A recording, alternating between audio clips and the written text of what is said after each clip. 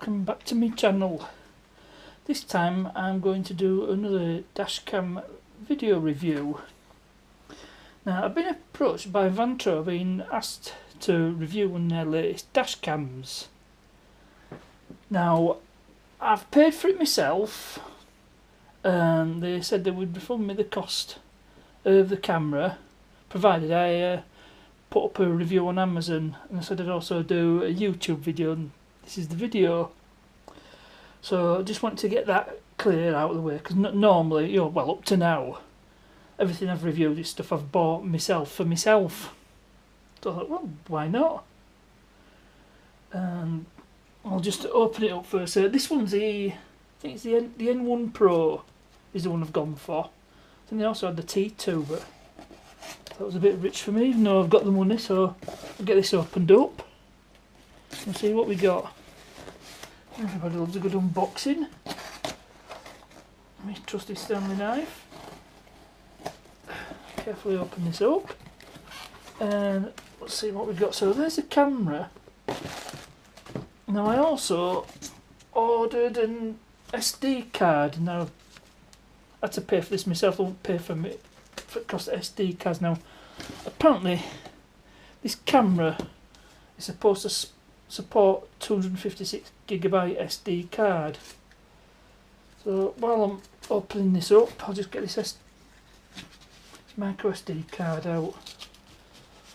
I think I'm just better off using my fingers.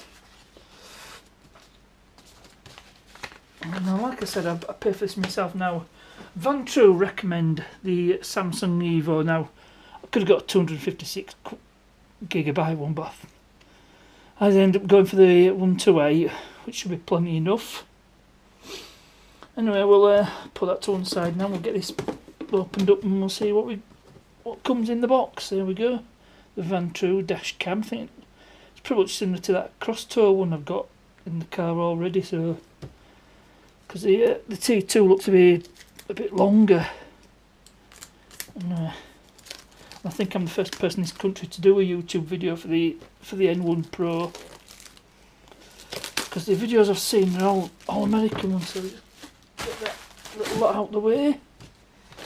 But make sure I don't forget about the SD.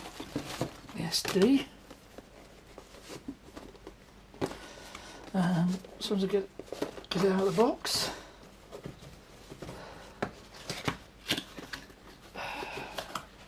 And we have some manuals, also some barcodes for your code reader. So put them to one side for now. This looks like the camera itself. And there we go, that's what it looks like. Palm of my hand. N1 Pro. And we have next box that says accessory on it. So we'll see what comes in. We've got the SIG lighter adapter with the mini USB plug. What I'm going to do is I'm just going to swap the camera out, so I'm not going to bother fitting this because I'll just use the one that's already in the car. We have suction cup mount, where it mounts to the camera, like, let's see, is it like that? Yep, like that. And there should be a connection for the mini USB cable, and we've also got another mini USB cable. Again, we won't be using that, so that's what it comes with. Right, now before I put it in the car, I'm just going to get some power to it. But I'll tell you what, I'll just show you around the camera. There's the front of the camera, and on the side we've got micro SD slot. I think that's it. HDMI. It's probably somewhere in the manual. And we've got the screen on the back with the buttons. Got your up and down, your select button, and your power button. On the top there's another button. And on the bottom, that's the HDMI, and there's a reset button. Not sure what that is. That might be micro USB connection actually. So what I'm doing, I'm going to get some power to this camera before I install it. So I'll just clip the bracket, suction cup mounting, and I'll just apply some power to it. So we can.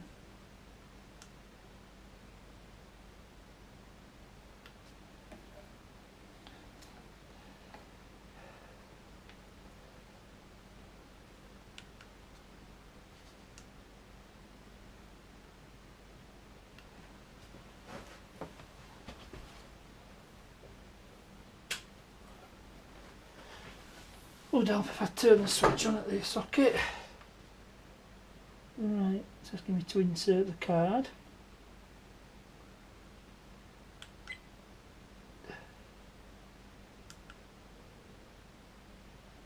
So I'll do that. Power the camera off.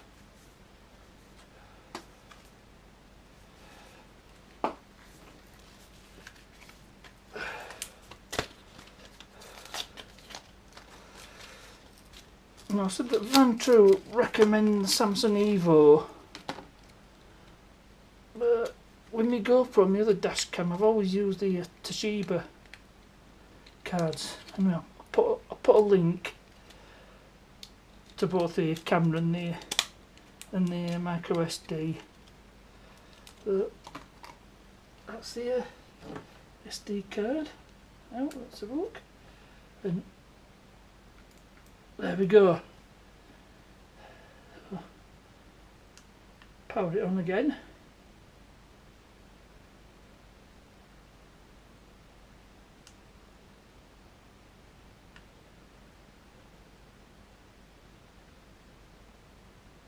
Card error because it'll need formatting.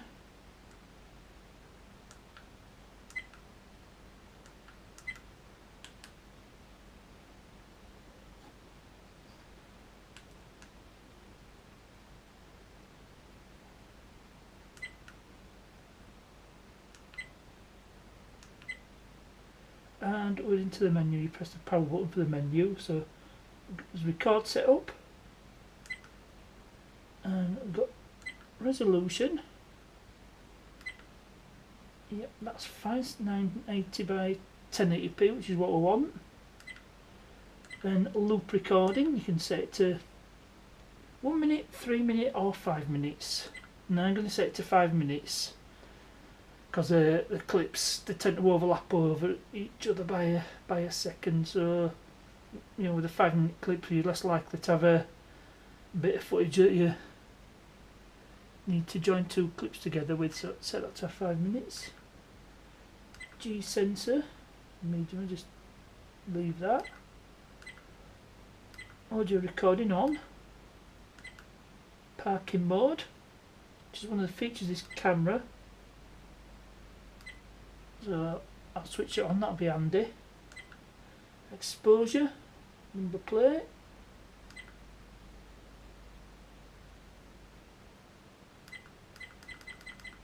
Don't bother with that.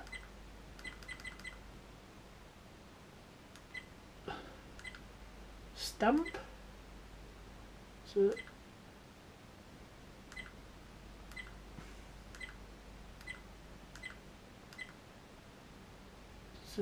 just date, time and logo. And go back. Rotate display. Time up, so power off delay. And that's on. And go back to system setup. So language. And obviously English. Right, format SD card. Right, I'll do that, I'll format it. It's a new card, so it'll need to be formatted and be ready to go. Yep, there we go, format successful. Time and date. So, 2018, yeah, that's fine. Let's see if it's set to today's date, which is 19th of August.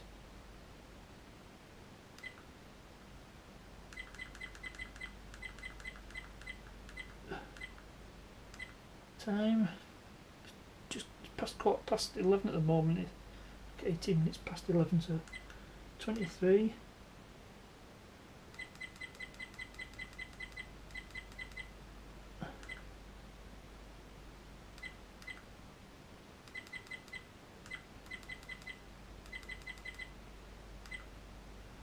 And obviously, because I'm British, I'll have it as day, month, year. So change that to day, month, year. That's fine.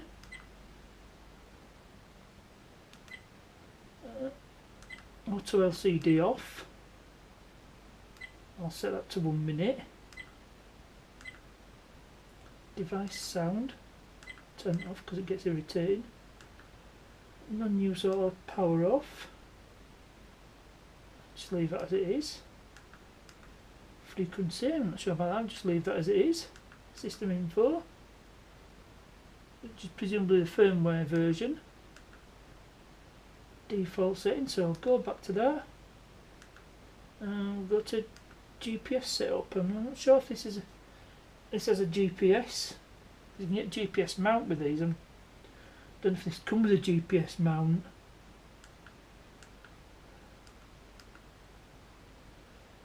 Well, that's off. Speed units set to miles per hour, even though I'm not using that.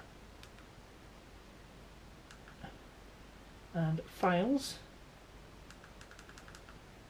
And that's basically what it says. It's all the various files for its photographs. Record set up, and we're back there, and that's basically all the menu functions. So now that you know this is working, we shall get it installed in the car. Well, I hope you can see this. I'm sorry about the funky camera angle, but I had to put you guys down somewhere because I've only got one pair of hands. So what we'll do is we'll take this dash cam out, we'll just unplug the mini USB, and should we just turn that and off that comes, and see if we get this one. Should be the same. Yep. Put it where we want it. Turn it, and it's locked into place. Sorry about the poor lighting. Just get this. Oh no! Not forgetting to plug the mini USB back in. So. Have a look, that should get us where I want to be. Just clamp that down, and there we are. That's the camera installed. I already had a wiring, so I'm not going to swap it out. Might as well use a wire that's already in there. And it's just a simple matter of swapping it out. So next thing to do will be to show you some footage. Now, rather than just drive around, I'll just use it, use it in sort of real world situation. And once I've been to working back a few times, I can get some footage of what it's like, and see, probably try to compare it to the cross tour. Right, so that's it for tonight. Well, I've had the camera on the car for a few days now. Well, all this week I got it on the Sunday, and it's now a Friday, so I'll show you some of the footage I've got on it. Oh, and I managed to get quite a bit of footage for my next dashcam videos. I caught a few numpties and whatnot. Anyway, onto the footage. Now, as you can see, I'm driving home from work and I'm on the motorway. You can quite see the number plates of the other car, so this is sort of typical daytime footage, and as you can see, it's a really good quality footage.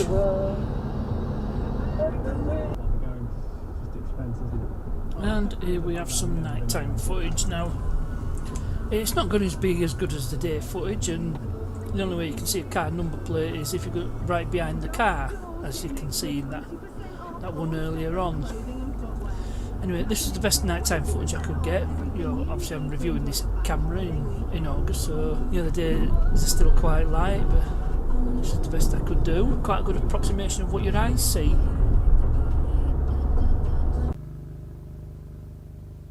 Now, one of the features that this camera has is parking mode, where if it detects any movement when the car's parked, it'll start recording a quick clip, and hopefully you'll catch whatever it is. Now, Vantrue recommend that you have the camera hardwired, you know, to a permanent live, but this could drain your battery, so I don't bother with it. Here's another footage of me on my way home from work. Now, my route takes me through a tunnel, and as you can see, it seems to adapt quite quickly from the change to the artificial light of the tunnel to the natural daylight outside. Did you see that? Nope, neither did I. That was a point where I joined two clips together. Now that's another feature on this camera. It has a seamless clip, so you can just put them together as one continuous clip, which saves on the editing. So you've seen what footage this camera produces and what it's capable of. Question is, would I recommend the camera? Most certainly. Costs a bit more than my cross-tow did, but it does offer you more for your money. And you know, can't complain about the quality of the footage. So yep, big thumbs up from me. Anyway, please remember to like and subscribe. Questions and comments, you know where to put them. As ever, thanks for watching, and I'll see you later.